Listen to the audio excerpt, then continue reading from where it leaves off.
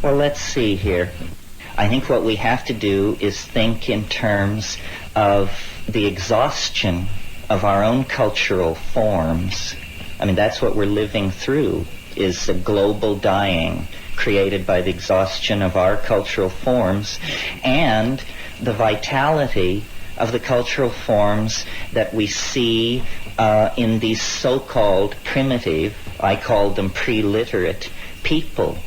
As Nicole pointed out, they have nothing. But what they seem to have that we cannot seem to get a grip on is a kind of dynamic equilibrium with their environment and peace of mind in the felt experience of the moment. These are the two things we don't have. As a society, we cannot seem to make peace with nature. As human beings, as individuals, it's very hard for us to be at peace with ourselves. I mean, I consider my own life the search for peace of mind.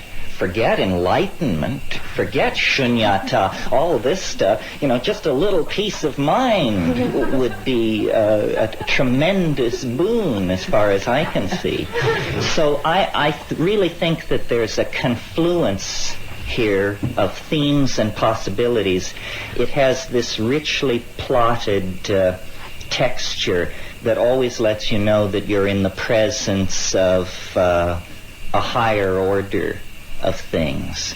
It's that the shamans whom we admire, who we idealize, are seen to be at the center of this environment, the warm jungle, the tropics, the warm tropics, that we find it necessary to destroy. So it's a perfect image of us being at war not only with ourselves, but with nature itself.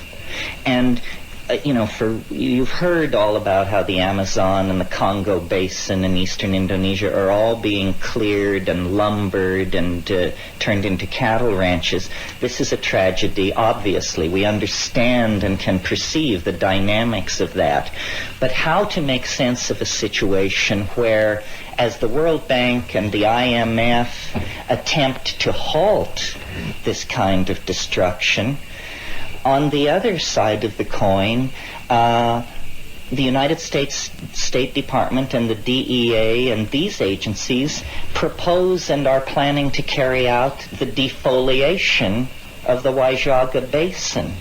So there's a schizophrenia here that is not academic. I mean, are we trying to get the patient well, or are we pulling the plugs one by one? We seem to be acting in both dimensions simultaneously. And I think it's because we have not in this culture awakened to the depth of the crisis that surrounds us. You know, there's a lot of kind of self-congratulatory backslapping going around these days over the fact that communists everywhere are in hot water and have to admit that they did it wrong.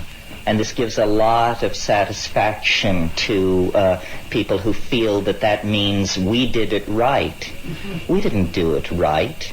They did it wrong and now admit they did it wrong. We do it wrong and have yet to even raise the possibility of turning away from what we are doing. The internal contradictions of Marxism were based on a false definition of what people are. People do not respond to central planning, hortatory propaganda, and stereotyping. Neither do people respond to an ethos of self-denial or a view of human beings that denies the fact that we have certain itches which must be scratched. So, you know, I think that the collapse of Marxism is only the collapse of the outer edge of the societal and civilizing assumptions that we have made. After all, Marxism is nothing more than the millenarian retread of Christian millenarianism. And so is modern science, yet another secular retread of Christian millenarianism. So our culture is in trouble. Not trouble. We are at a terminal crisis, a bifurcation that it can only go one of two ways: horror beyond your wildest imagination, or breakthrough to dignity, decency, community, and caring beyond your wildest imagination. Now, where do you look for models? Where do you go? The answer is so obvious. You go to nature. Nature has been playing this game for 3 billion years on this planet. We have been playing the game, we, the apostles of Christian scientism, for about 2,000 years.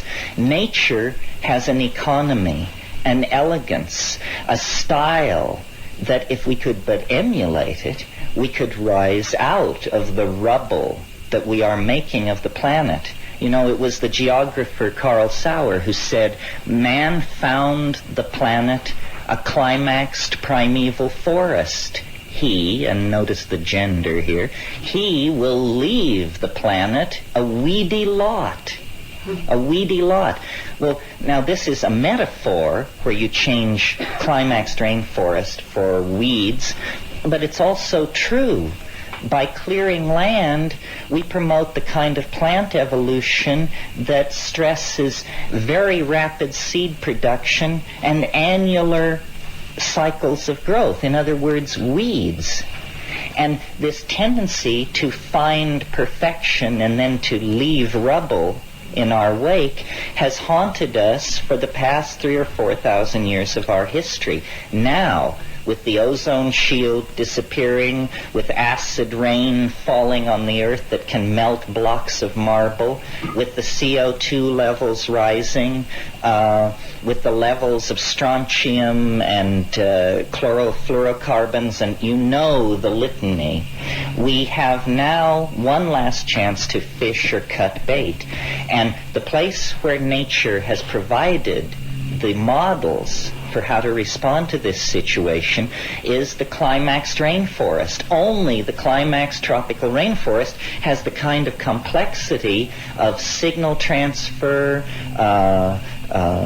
movement of nutritional materials, movement of electromagnetic radiation that we find in the modern city. It is a cliche of modernity that the city is a jungle.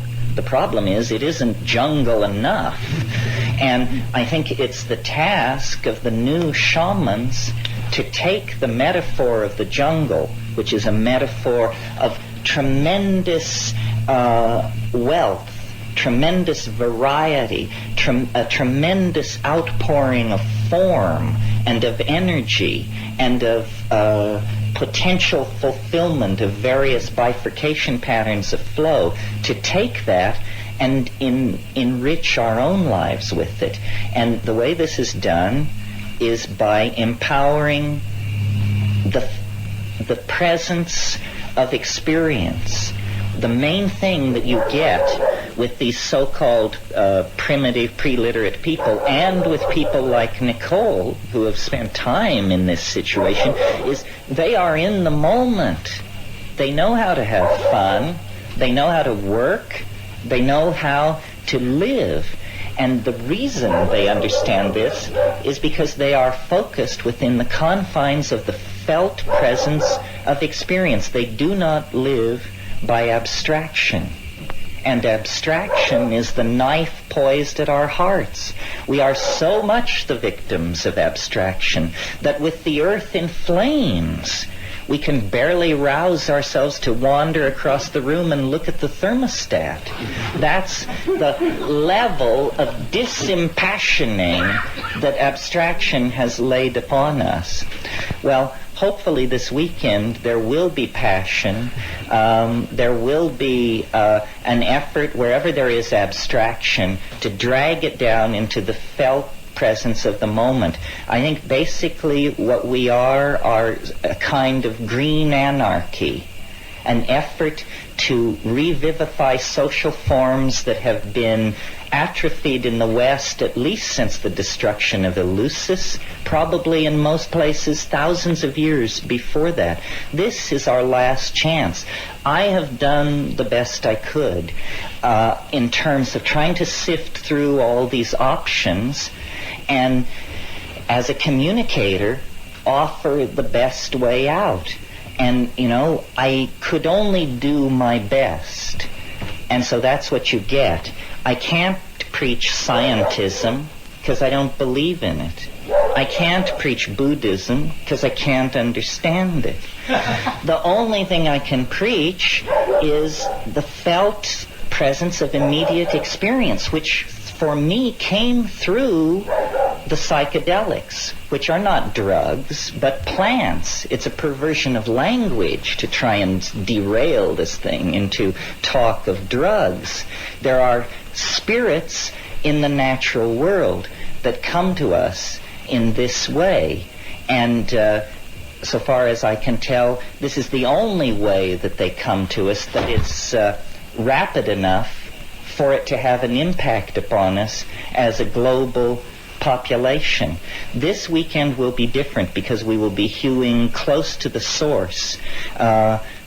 Nicole is a priceless repository of information, more even than she knows. If I could declare her a national treasure, I would. The number, who knows what this woman knows? Who knows how much human suffering, the alleviation of how much anxiety lies in the hands of perhaps half a dozen people of Nicole's caliber who have paid their dues in these jungles. This information is flowing through our fingers and disappearing. In another 30 years, it will be all gone. Every time I go to the Amazon, I can feel the way in which it's slipping away. When my brother and I go off looking for these unusual hallucinogens, often we have the experience where when we finally find the person who claims they know what we're after, the line goes like this: well, I've never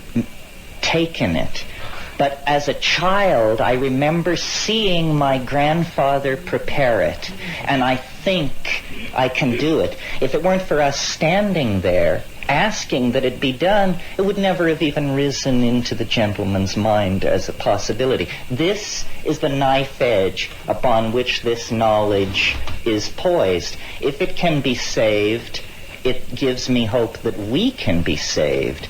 If we can't save this kind of knowledge, we cannot save ourselves, because this kind of knowledge is ourselves. Culture is a garment which you put on. Medical systems are pieces of jewelry which you wrap around your throat or neck. Religious ideals are like objects which you push through pierced nostrils and earlobes.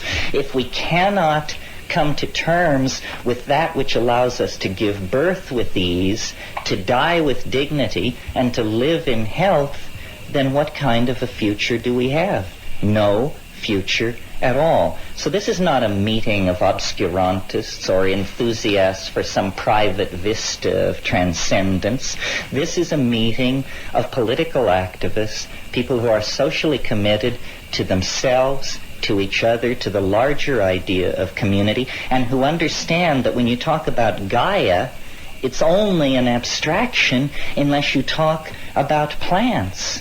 The division between the masculine and the feminine is only trivially a difference between men and women. It is fundamentally a division between plants and animals. Plants are the enveloping feminine matrix of control and refurbishment. Animals are something invented by plants to move seeds around. An extremely yang solution to a peculiar problem which they faced.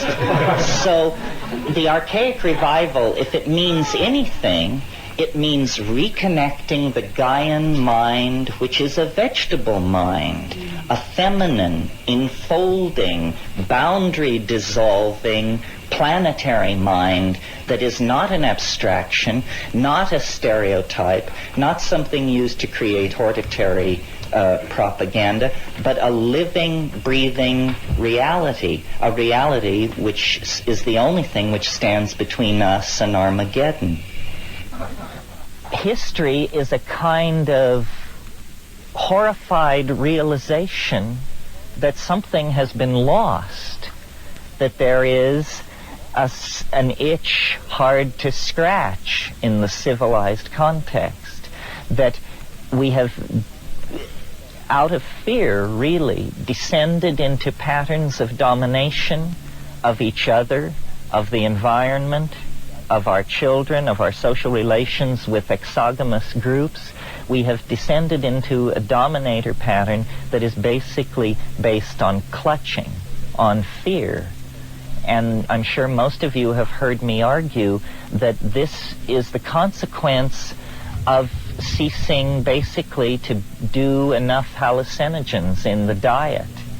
That, in fact, what human beings were flirting with over many, many tens of millennia, let's say from 100,000 years ago to 15,000 years ago, human beings were in a flirtatious situation with a symbiotic relationship with this mind resident in vegetable nature. Now, you all know that what classic symbiosis is in biology.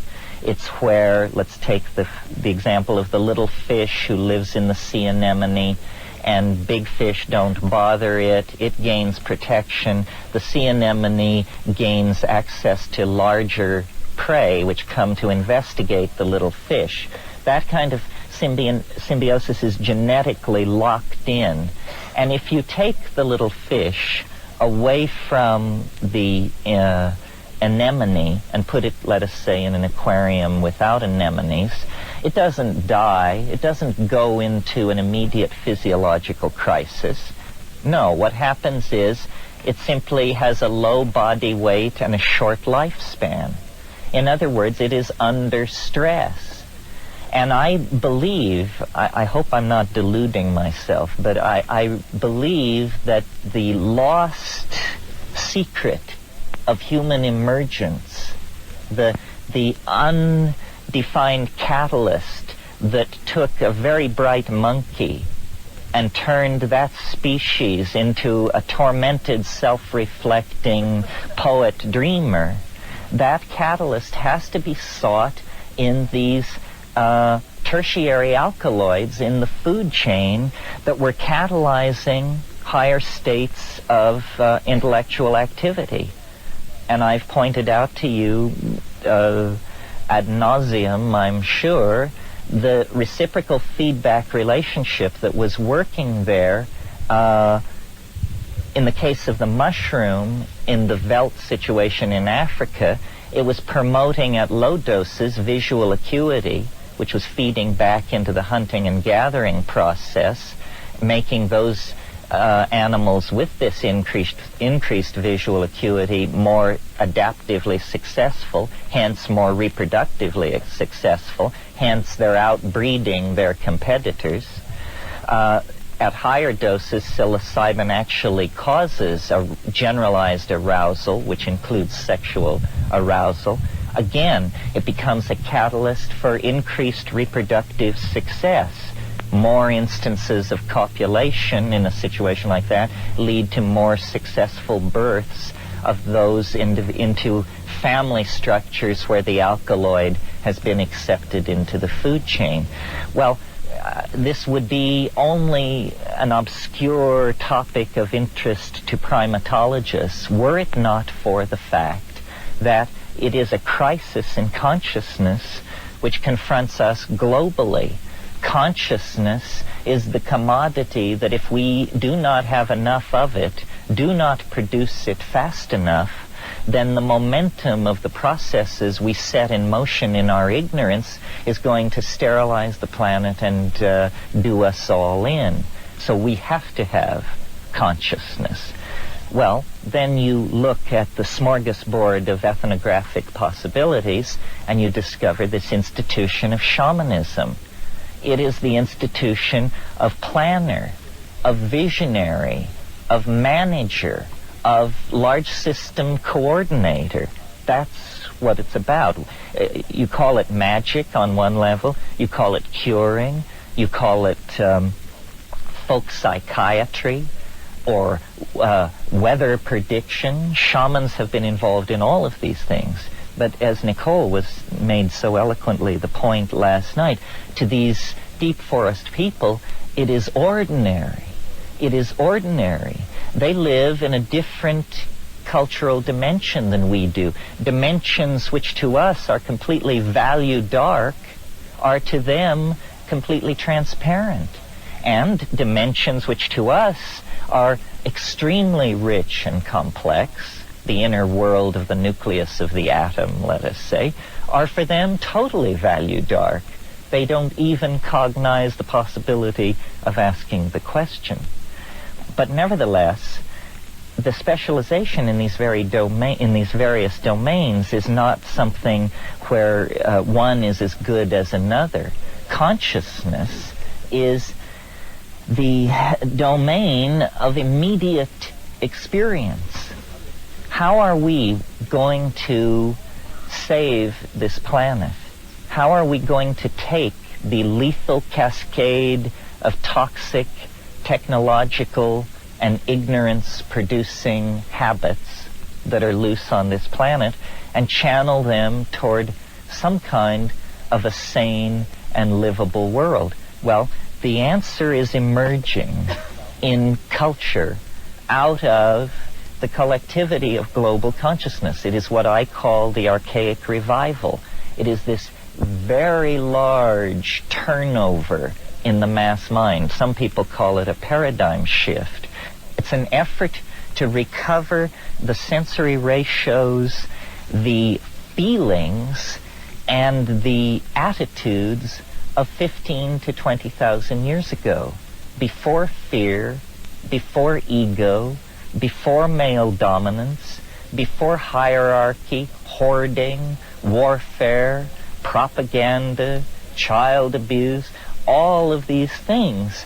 And the answer lies, as was indicated last night, in integration into the dynamics of nature. Well, so far as my analysis gives it to me, the only way you can abandon yourself to the dynamics of nature is to break through the language shell. You must cut through the aura of programming and cultural assumptions that surround us from the moment we are able to speak. The only way this can be done is by dissolving the boundaries of ego. Ego is a structure that is erected by a neurotic individual who is a member of a neurotic culture against the facts of the matter. And culture, which we put on like an overcoat, culture is the collectivized consensus about what sort of neurotic behaviors are acceptable. Now, I don't know, so you see, what I see going on in the Amazon is a very radical psycholytic therapy where they are dissolving, literally dissolving the boundaries of self, culture, and ego assumption. And then what you discover is not the white light, or what William James called a blooming, buzzing confusion, although in the first few minutes it can be like that. But what you really discover is sentient, organized, living, loving nature. That nature is a force. Nature is a mind, a personality, organized with intentionality, organized with feeling, humor, grace, and conviction. And if you can get right with that conviction, then that's the secret of dancing in the waterfall. That's the secret of the shaman's apparent transcendence of the rules of mundane statistics. because that is what it is. The shaman doesn't violate physics. He or she simply knows how to push the improbable to its greatest extent. And in Eastern philosophy, this is called the Tao, abandonment to the flow, fitting of the small pattern into the larger pattern. Well, I think these things are very important because I think that psychology, psychiatry, psychoanalysis, it's a good idea, but it will never reach any kind of operational effectiveness until we look to these native healers all over the world and study their methods, and their methods are chemical and personal. It's a combination of care, attention, intention, and chemistry that allows consciousness to be made malleable and then recast in other forms. So I find myself this weekend explaining myself. That's what I feel like I'm doing. Why does someone who extols the self-transforming elf machines of the DMT space also claim to be a conservationist, also, have a mathematical dog and poodle show? Well, it's because all of these things emerge out of the concrescence of consciousness, its intention toward its own transformation. Nature is the answer. It's not enough to be like Wordsworth. It's not enough to, this is not, Mao Zedong said the revolution is not a dinner party. And certainly the ecological revolution is not a dinner party. Poetic sensitivity to the death of the planet is not what we're striving for here. What we're striving for is to halt, overturn, and back out of the impending death of the planet. It is very clear now that consciousness will decide that the planet, there are not rosy futures of suburban housing and ratatouille to be extended endlessly into the future. We are approaching a bifurcation where it is either going to become heaven or hell, one or the other. And I think that this archaic intuition, which I see reaching clear back to the birth of the 20th century and the 19th century, back to people like Alfred Jarry and Guillaume Apollinaire and the pataphysicians, the surrealists, the physicists around Einstein, Freud, modern art, modern dance, jazz, all of this stuff is an effort to reclaim the primitive, to reclaim the archaic, to reject all that powdered wig algebra that comes down through the French, English, German tradition of constipated male dominance. And instead, intuit, that's what it is in Freud and Jung and the New Age, and intuit our way out. But now we're the intuition is rising to the surface. We no longer have to operate without the presence of the goal firmly in hand. The goal can now be stated. What this is all about is a return to archaism with the lessons learned in history. That's where we were happy.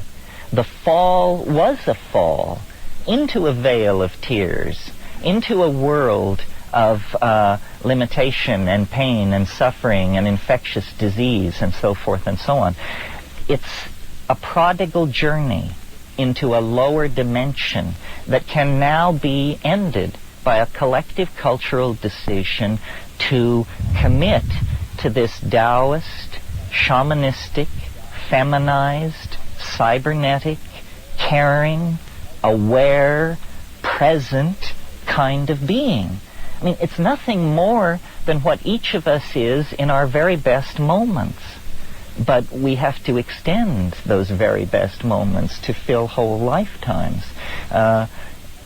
Think of the number of people who suffered and died that we could sit under this tree this morning. I mean, in the last million years, 9 times the glaciers have ground south from the poles, freezing the world into ice and confining human populations to subtropical valleys and the warm tropics.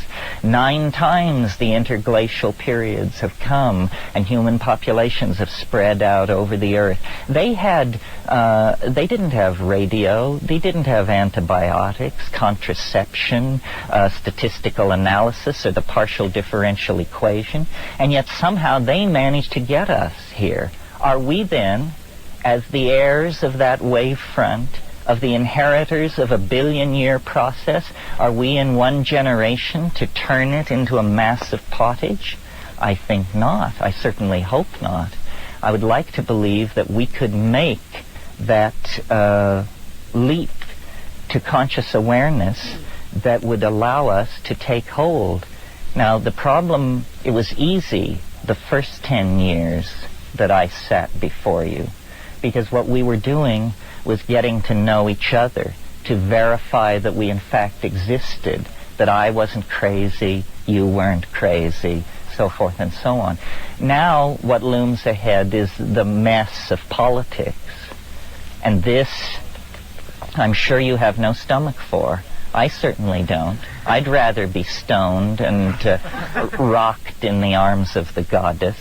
But as a matter of fact, this dominator thing is not going to be unhooked and put to bed without a struggle. Everyone is going to have to be counted. I've talked to you in recent months about memes. Memes being the smallest potential units of ideas. They're like genes. We are the nucleus of a mutant meme. The meme of plant consciousness, hallucinogenic consciousness, shamanistic consciousness. We have to refine this meme, replicate it through repetition, and spread it through society in the same way that a plant sheds seeds into an ecosystem. The idea will compete. The idea is a good one. It's adaptive, it's clever, it's tough, it's invasive, it can make use of many contexts to promote its own existence. But it can't do any of that if we don't replicate it and get it out. So I see these kinds of meetings as an opportunity for building community, as an opportunity for people to look around themselves and connect with the other people who are here. We cannot be told from the rest of the population unless we self-select and gather together at a single point in space and time. When we do that, we recognize each other. When this meeting is concluded, we will merge back into the larger stream of the body politic. But carrying this meme of the Gaian resurgence, the Gailanic wave that must come. I mean, people say it's so wonderful that you articulate these feminist ideas and so forth. I do it because I don't want to be dead. I do it because I don't want my children to have no world to live in. There is no choice. The walls are high and the current is moving very fast. What we need to do is merely keep our spirits high and learn to sing the song. My friend Ralph Abraham is a proponent of this school of mathematics called chaotic attractors or dynamics. And this is the notion that many processes are not pushed from behind by the momentum of casuistry, as in the ordinary Newtonian model of process, but that there are what he calls attractors, or basins of attraction. And these are things which lead processes forward. For instance, a somewhat trivial example would be if we had a large bowl and a marble, and every time we released the marble up near the rim of the bowl, we would notice that it unfailingly rolled to the bottom of the bowl and located itself somewhere near the center of the bottom of the bowl. We could say that the bottom of the bowl acts as a basin of attraction for the marble. In other words, the marble finds its most that its energy state is most at equilibrium when it locates itself in the trough of the bowl. So there is a way of analyzing processes to see them as though they were led rather than pushed. And I think it's fruitful to see human history this way. You see, what we deny as a culture of materialist, positivist reductionists, is the presence of spirit in the world, in ourselves, or in nature. And so Western science is very concerned to deny what is called telos. Telos is a Greek term for purpose. Purpose. The same idea as the attractor that I was trying. If you have a target, if you're driving a car toward a goal, the goal is your telos. It decides how you will steer the car. Well, it has been for the past 150 years extremely fashionable in sociology and biology because of Darwin to deny telos in nature, to say that, any apparent order in nature is made up of the disorder of random mutation meeting the disorder of natural selective processes, and these two streams of converging disorder create a kind of apparent or virtual order, which is an illusion. This is the orthodox theory. And when you take this Darwinism and put it into historical theory of human processes in time, you get the modern position in academic philosophy about history, which is that it is, and the official phrase is, trendlessly fluctuating. That's what we are asked to believe we are embedded in, a 10,000-year-old process of trendless fluctuation. In mathematics, this is called a random walk. It means you just go over here a few steps, and then you go this way, and then you go back. You're like a drunk, lurching around in this phase space. And this is the highest vision of human purpose that the reductionist vision can offer. Well, what the intuition of religion is, especially Western religion, and I wouldn't even bother to mention it, except that it also is the strong intuition of a lot of psychedelic experience, that there is some kind of attractor in the historical phase space. There is something which is drawing everything toward it. It's like a higher dimensional entity that casts an enormous shadow over the human landscape, so that, at sitting around campfires 50,000 years ago, people felt this vague tug toward organization, order, cognitive activity, epigenetic activity. Epigenetic activity means coding stuff not in your genes, but in dance, gesture, ritual, and ultimately in clay and on paper and in electronic storage methods. This proliferation of complexity is a response to and an anticipation of this transcendental object at the end of historical process. You see, if it weren't for our presence on this planet, even modern science at its present primitive state could give a fairly good accounting of what's going on, that out of complex polymers arose super complex polymers which were self-replicating, and that was life, and then you have an animal population. But the fly in the ointment of this rational model of reality is ourselves. We are clearly imbued with a higher dimension, which we call spirit, in a way that ordinary matter, when imbued with a higher dimension, is called life. In other words, we represent a different ontological level in the career of organization, because we hope, we despair, we plan, we remember, and we misremember. We lie, we fabricate, we delude ourselves and other people. All of these things are uniquely human functions. Well, I think that shamanism which is the focus of our concern here, is a kind of anticipating of the whole pattern. And that this is really the way to think about shamanism when thinking of it as a force that can steady and complete an individual human life. The shamans are not in history in the same way that we are.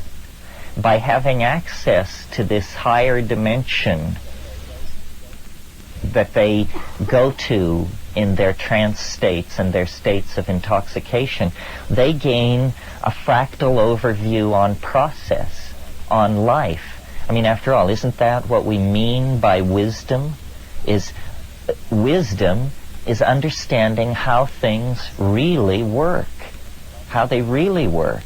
Love affairs, the raising of children, the managing of corporations, the prosecution of wars. How do these things really work? Not the deluded and fumbling attempts of the proponents of this or that school, but a Taoistic insight into the actual appropriate dynamics of everything. Well, how do you gain that kind of an insight? The answer is you must have a superior model. You must have a superior model. Now, if you believe, that the world is composed of 3 levels and they are held up on the back of a woman who sits on a giant tortoise who floats in space, this is a model of the universe. It can take you a certain distance. But what model of the universe can actually offer reassurance in all kinds of situations? Well, strangely enough, I think that these models come from the frontiers of mathematics, that it is not mere coincidence that the storms of visionary hallucination that the shaman encounters are very much like the storms of form and color that are spewed out of a Cray 3 supercomputer when it conducts 1,000 iterations per second inside the Julius set or the Mandelbrot set or one of these other compound complex mathematical objects that we are beginning to see. You see, mathematics up to this point has been a computational science because mathematicians used pencils and blackboards and chalk to describe their objects, and consequently an excruciatingly difficult vocabulary kept most people from appreciating what mathematics was about. Now, the computer is to modern mathematics like the telescope was to 16th century astronomy. The computer becomes a window into domains of hyper-complex computability that previously could barely even be conceived, but that now, at a rate of millions approaching billions of iterations per second, Ralph works on the MMPP machine, the multiple parallel processing machine at Goddard Space Flight Center. It does 800 megaflops per second. 800 million floating point decimal calculations per second. Well, you can dream dreams with a machine like that, and strangely enough, at the edge of the super technology of the dominator culture at Goddard Space Flight Center with guys, high priests standing around in white coats, when you get it up and running, what you see is what an ayahuasca shaman sees on a Saturday night in the Amazon. You see that you are navigating through a complex, higher dimensional phase space where, by varying the inputs of amplitude and frequency, in one case using an electronic box, in the other case using the human voice, you sing your way through a mathematical domain which is a higher resonance of reality. And you learn how the world really works, how things happen. Well, how the hell do they happen? Well, on the simplest level, they happen like this. They have a beginning, they have a middle, and then they die away as an oscillation, a damped oscillation. Now, this simple truth to which we all nod assent is in fact the hardest something, the hardest swallow there is for the dominator ego and the dominator personality. Because what this simple truth says, things come into being, they achieve their inflorescence and they fade away, is, as Heraclitus put it, pantitreia, all flows. Nothing lasts. Nothing is saved. And this is, our glory and our agony. That, the people we love and the people we hate are swept away by time. Empires, dynasties, continents are swept away by time. And yet our search for security is cast in the dominator culture as a search for permanence. I want to buy a house. I'd like to get my trust fund functioning a little better. I'd like to pay off X, Y, and Z. A search for permanence. So what you do when you do that is you set yourself at war against the cosmos, which is a heroic stance if you're trying to produce Melvillian opera out of your life. Ahab says in Moby Dick, he's talking to his first mate Starbuck, who signifies Christian right reason, and he says, he's raving about going after the whale, and he says, we'll chase it over both sides of earth and round perdition's flame. And Starbuck says, to seek revenge on a dumb brute seems blasphemy. And he says, blasphemy, Starbuck? Speak not to me of blasphemy. I would strike out the sun if it insulted me. For could it do that, then could I do the other, since there is ever a sort of fair play. Well, this is locker room talk. The notion that there is fair play between a man and a nearby star is the finest expression of the dominator ego I can imagine. And of course, the story of Moby Dick can be read on many levels, but finally it is the story of the submersion of the male ego in the oceans of the unconscious, born to its destruction and transformation by an encounter with the maternal matrix in the form of the vagina dentata of the sperm whale and everything that it symbolized. So I don't think we want to go that way. I don't think we want to set ourselves up as the crusaders for permanence, but that means softening to the fact of the flow and of the impermanence. Nicole has made the point very eloquently that these people in the Amazon have nothing. The wonderful thing about the Amazon is that nothing lasts. Nothing is worth having. I mean, a book, forget it. Clothing, houses, everything is just swept away by the incessant recycling of material. So all that is permanent are values, personality, strength, honesty, decency, dignity. These are things which can be erected against the flow and have some hope of permanence. So I think shamanism is permission to transcend anxiety by accepting the transience of all form. And this is a truth of the universe that cannot be ignored. So once it is integrated, then it's as though resistance in the electrical circuits that surround your integration into the world begins to fall. You accept that the present moment is the richest apex of being, that on the downside back into the past, it shades off into memory and its vagaries. In the future, it shades off into a series of adumbrations and anticipations. I think that the shaman's gain this tremendous authenticity that you feel in their presence, the good ones, because they have seen the end. They have a model of how process happens, and so they don't push and they don't clutch, and then energy flows through them. And our civilization has to learn this. I think I said at one point in this weekend, only Gorbachev is taking the position that we did it wrong and that we need to deconstruct.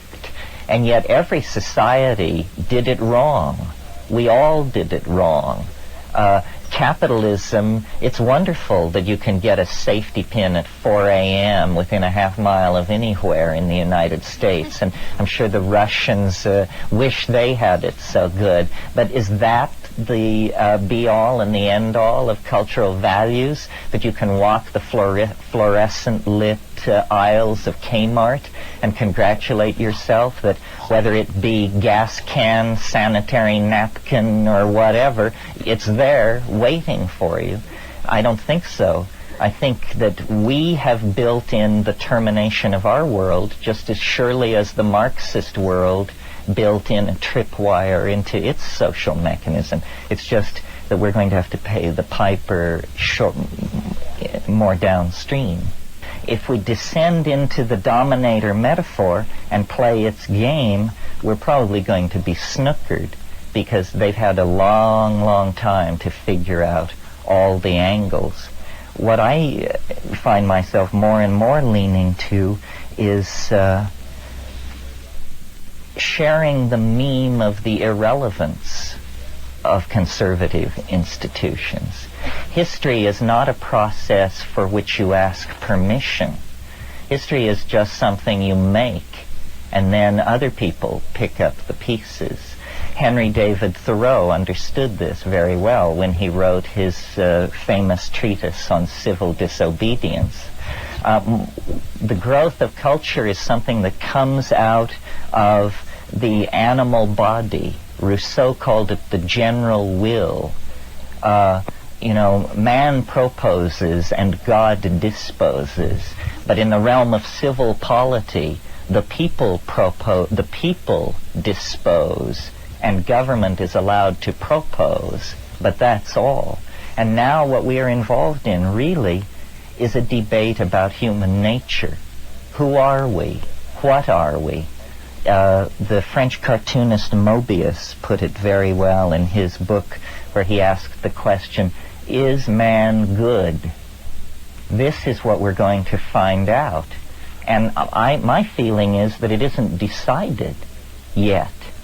That it is, H.G. Wells called history a race between education and disaster. Well, they're in the home stretch, neck and neck. It's clearly going to be a photo finish. But there is a responsibility on everyone who sees this to communicate it to other people and to act upon it.